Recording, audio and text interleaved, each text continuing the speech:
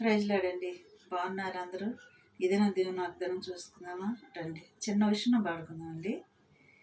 ఎర్ర సముద్రము నీ ఆజ్ఞ మేరకు రహదారిగా మారగా,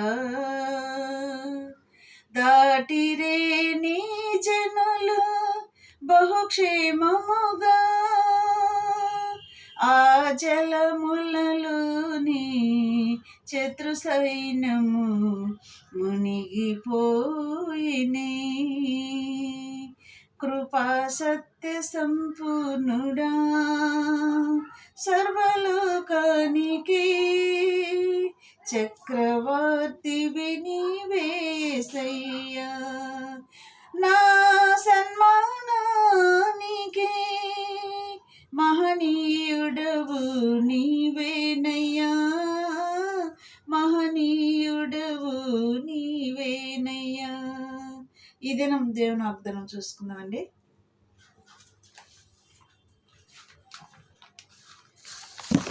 ఆదికాండము 35వ అధ్యాయము 9వ వచనం చూసుకుందాం. యాకోబు 16 నుండి వచ్చుచుండగా దేవుడు తిరిగి అతనికి ప్రత్యక్షమై అతన్ని ఆశీర్వదించెను. ఈ దినం వాగ్దానం అండి. మరలా దేవుడు తాను ప్రత్యక్షమై యాకోబుని ఆశీర్వదించాడు. నిజమేనండి, దేవుడు ఆశీర్వదించాలంటే మనం ఆయన చెప్పిన మాట వినాలే. బలులు అర్పించడానికి మరలా యాకోబు ఎక్కడొస్తున్నాడు? తిరిగి మరలా మొదట ఎక్కడైతే దేవుడు ప్రత్యక్షమయ్యాడో అక్కడ మరలా తిరిగి తను బలులు అర్పించడానికి వస్తున్నాడు. అప్పుడు దేవుడు మరలా యాకోబుకి ప్రత్యక్షమైపోయాడండి.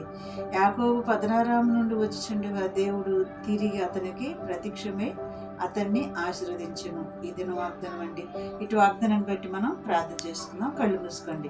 స్తోత్రములు ప్రభువా, స్తోత్రములు తండ్రి. నాయన అయా, ఈ మాటలను బట్టి నాయన ఇంటున్న బిడ్డల్ని, చూస్తున్న బిడ్డల్ని, ప్రతి బిడ్డలను దర్శించిన ఆయన నీ రాకడకు సిద్ధపరిచాయా. ప్రతి ఒక్కరికి మారు మనసు దయచే ప్రభువా. నీ ప్రజలంటే నీకు ఎంతో ప్రేమ అయ్యా.